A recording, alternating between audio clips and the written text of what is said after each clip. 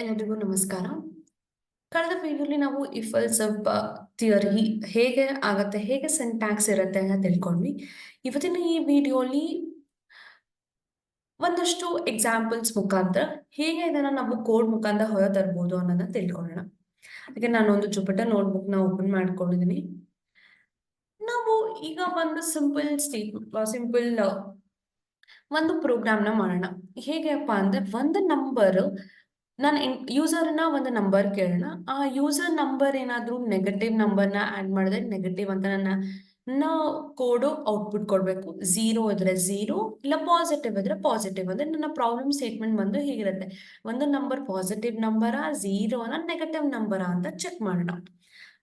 ಅದು ನಾವು ಫಸ್ಟ್ ಕೋಡಲ್ಲಿ ಮಾಡೋಣ. ಹೇಗೆ ಅಂದ್ರೆ ಒಂದು ನಂಬರ್ನ ಎಕ್ಸಿಕ್ಯೂಟ್ ತಗೊಳ್ತಾ ಇದೀವಿ. a is equals to int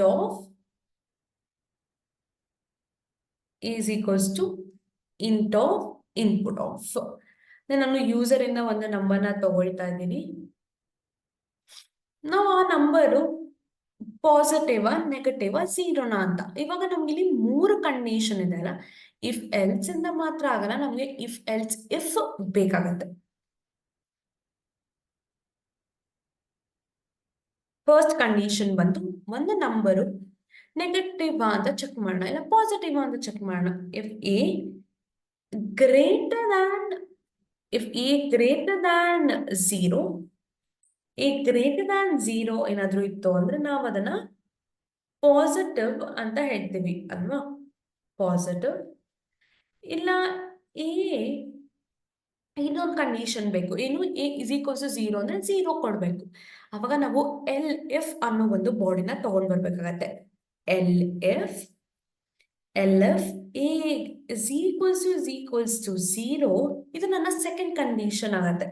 ಅವಾಗ ನಾನು ಏನಂತ ಪ್ರಿಂಟ್ ಮಾಡ್ತೀವಿ? ಅವಾಗ ನಾವು ಇದನ್ನ 0 ಅಂತ ಪ್ರಿಂಟ್ ಮಾಡೋಣ. ಅದೇ ಇನ್ನೂ ಒಂದು ಕಂಡೀಷನ್ ಇದೆ. ಏನಪ್ಪಾ ಅಂದ್ರೆ ನೆಗೆಟಿವ್ ಆಗಿದ್ರೆ ಏನ್ ಮಾಡೋದು? ನೆಗೆಟಿವ್ ಅಂತಾನು ಕೊಡ್ಬೇಕಲ್ಲ. ಇನ್ನೂ ಒಂದು ಕಂಡೀಷನ್ ಇರೋಣ. F A less than 0. ಏನಂತೀನಿ ನಾನು? A less than 0. ನಾವು ಅದನ್ನ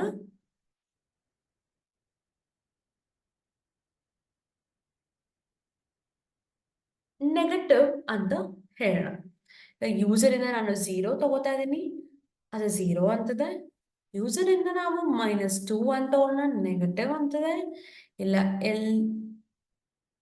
1 ಪಾಸಿಟಿವ್ ಅಂತಿದೆ. ಯಾವತ್ತೂ ಅಷ್ಟೇ ನಾವು ಒಂದು ಇಫ್ ಎಲ್ಸ್ ಬಾಡಿನ ಎಲ್ಸ್ ಅನ್ನೋ ಒಂದು ಬಾಡಿ ಮುಖಾಂತರನೇ ಎಂಡ್ ಮಾಡ್ಬೇಕಾಗತ್ತೆ. Else is a default body. ಏನಾದ್ರೂ ಒಂದು ಡಿಫಾಲ್ಟ್ ಸ್ಟೇಟ್ಮೆಂಟ್ ಇರೋಣ.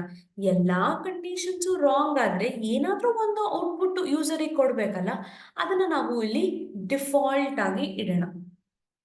ಇದು ಒಂದು ಡಿಫಾಲ್ಟ್ ಸ್ಟೇಟ್ಮೆಂಟ್. ಓಕೆ, ಇದು ಒಂದು ನಮಗೆ ಡಿಫಾಲ್ಟ್ ಸ್ಟೇಟ್ಮೆಂಟ್ ಅಂತ. ಈ ರೀತಿ ನಾವು ಮಲ್ಟಿಪಲ್ ಕಂಡೀಷನ್ಸ್ ನ ಚೆಕ್ ಮಾಡ್ತಾ ಹೋಗ್ಬೋದು.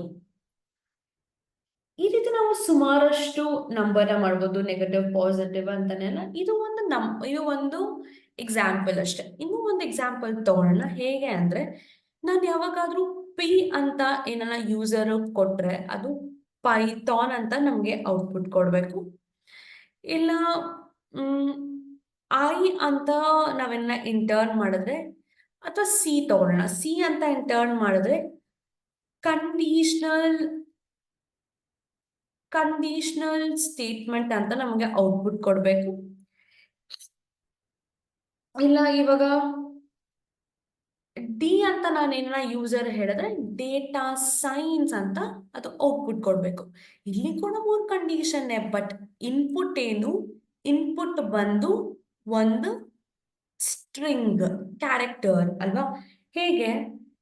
C is equals to input of. First ಒಂದು ಇನ್ಪುಟ್ ತಗೊಳ್ಳೋಣ. ಇಫ್ ಏನ್ ಇನ್ಪುಟ್ ಕೊಟ್ಟಿದ್ದಾನೋ, ನಾವು ಏನು ಇನ್ಪುಟ್ ಕೊಡ್ತೀವಿ ಇಂಟರ್ಪ್ರೆಟರ್ಗೆ, if that is equal to P, ನಾವ್ ಏನಂತ ಪ್ರಿಂಟ್ ಮಾಡೋಣ?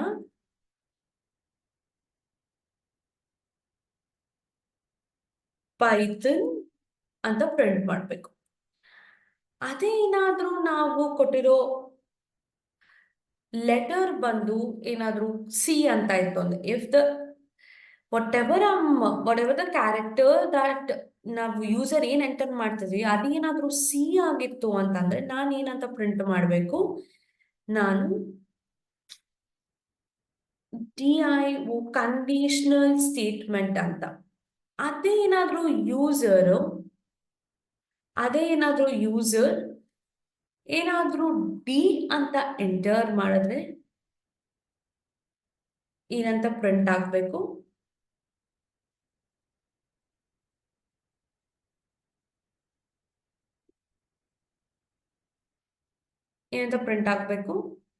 ಡೇಟಾ ಸೈನ್ಸ್ ಅಂತ ಪ್ರಿಂಟ್ ಆಗ್ಬೇಕು.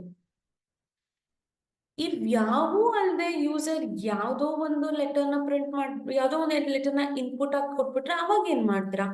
ಆಗ ಏನ್ ಮಾಡ್ಬೇಕು ಅಥವಾ ಏನಾದ್ರೂ ಒಂದು ಹೇಳ್ಬೇಕಲ್ಲ ಯೂಸರ್ಗೆ, ಇಷ್ಟು ಲೆಟರ್ಸ್ ಅಲ್ಲೇ ನೀನು ಟೈಪ್ ಮಾಡು, ಬೇರೆದು ಹೋಗ್ಬೇಡ ಆತರ ಏನಾದ್ರೂ ಒಂದು ಡಿಫಾಲ್ಟ್ ಸ್ಟೇಟ್ಮೆಂಟ್ ನ ನಾವು ಇಂಟರ್ಪ್ರಿಟರ್ಗೆ ಹೇಳ್ಬೇಕಾಗತ್ತೆ. ಅದನ್ನ ನಾವು ಎಲ್ಸ್ ಮುಖಾಂತರ ಹೇಳೋಣ.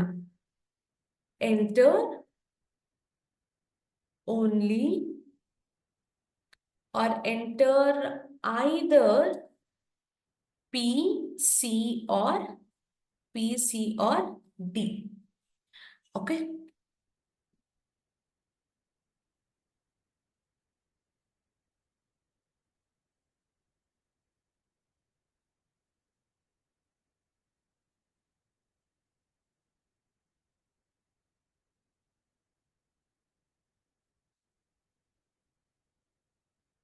ಕೇಳ್ತಾ ಇದೆ. ನಾನು ಇವಾಗ ಪಿ ಎಂಟರ್ ಮಾಡ್ತೀನಿ, ಪೈಥಾನ್ ಅಂತ ಕೊಡ್ತಾ ಇದೆ. ಸಿ ಎಂಟರ್ ಮಾಡ್ತೀನಿ, ಕಂಡೀಷನಲ್ ಸ್ಟೇಟ್ಮೆಂಟ್ ಅಂತ ಕೊಡುತ್ತೆ. ಡಿ ಎಂಟರ್ ಮಾಡ್ತೀನಿ, ಡೇಟಾ ಸೈನ್ಸ್ ಅಂತ ಕೊಡ್ತಾ ಇದೆ.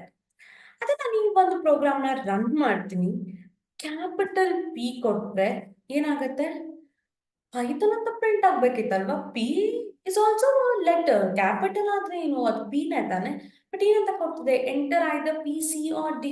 ಅಂದ್ರೆ ಇದರಿಂದ ನಾವೇನು ಅರ್ಥ ಮಾಡ್ಕೊಳ್ಬಹುದು ಅಂತಂದ್ರೆ, ಎಲ್ಲಾ ಆಲ್ಫಾಬೆಟ್ಸ್ ಏನಿರುತ್ತೆ ಅವು ಕೇಸ್ ಸೆನ್ಸಿಟಿವ್ ಅಂತ ಅರ್ಥ ಮಾಡ್ಕೊಳ್ಬಹುದು. ಅಂದ್ರೆ ಕೇಸ್ ಸೆನ್ಸಿಟಿವ್ ಅಂತ ಅರ್ಥ ಮಾಡ್ಕೊಳ್ಬಹುದು. ಏನಪ್ಪ ಕೇಸ್ ಸೆನ್ಸಿಟಿವಿಟಿ ಅಂತ ಅಂದ್ರೆ, ಲೋವರ್ ಕೇಸ್ ಆಲ್ಫಾಬೆಟ್ಸ್ ಮತ್ತು ಅಪ್ಪರ್ ಕೇಸ್ ಆಲ್ಫಾಬೆಟ್ಸ್ ನ ಇದು ಡಿಫ್ರೆಂಟ್ ಆಗಿ ಐಡೆಂಟಿಫೈ ಮಾಡುತ್ತೆ. ಯಾಕಂದ್ರೆ ಅವಾಗ ಒಂದು ಆಸ್ಕಿ ನಂಬರ್ಸ್ ಅಂತ ಇರುತ್ತಲ್ಲ, ಆಸ್ಕಿ ನಂಬರ್ಸ್ ನಾವು ಡಿಫ್ರೆಂಟ್ ನಂಬರ್ಸ್ ಕೊಟ್ಟು ಲೋವರ್ ಕೇಸ್ ಮತ್ತು ಅಪ್ಪರ್ ಕೇಸ್ ಆಲ್ಫಾಬೆಟ್ಸ್ ನ ಡಿಫ್ರೆಂಟ್ ಆಗಿ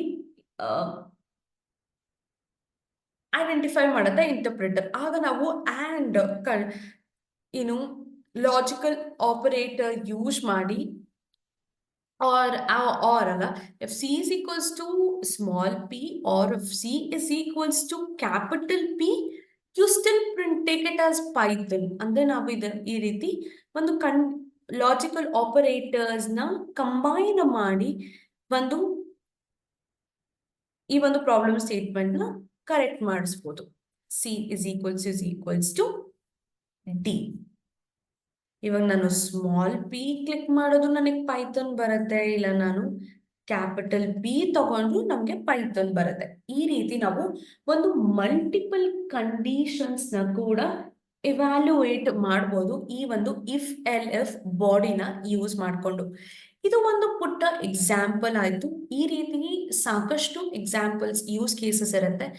ನಾವು ಈ ವಿಡಿಯೋಯಿಂದ ಏನು ಕಲ್ತ್ಕೊಂಡ್ವಿ ಅಂದ್ರೆ, ಹೇಗೆ ನಮ್ಮ ಕಂಡೀಷನ್, ಹೇಗೆ ನಮ್ಮ ಸಿನಾರಿಯೋ ಅಥವಾ ಹೇಗೆ ನಮ್ಮ ಯೂಸ್ ಕೇಸ್ಗಳಲ್ಲಿ ಹೇಗೆ ಒಂದು ಪರ್ಟಿಕ್ಯುಲರ್ ಪ್ರಾಬ್ಲಮ್ ರಿಕ್ವೈರ್ಮೆಂಟ್ಗೆ ಏನಾದರೂ ಮಲ್ಟಿಪಲ್ ಕಂಡೀಷನ್ಸ್ನ ಎವ್ಯಾಲ್ಯೂಯೇಟ್ ಮಾಡಬೇಕು ಅನ್ನೋ ಒಂದು ಸಂದರ್ಭ ಬಂದರೆ ಅದನ್ನು ನಾವು ಹೇಗೆ ಮಾಡ್ಬೋದು ಅನ್ನೋ ಒಂದು ಜಸ್ಟ್ನ ನಾವು ಈ ವಿಡಿಯೋ ಮುಖಾಂತರ ತಿಳ್ಕೊಂಡ್ವಿ.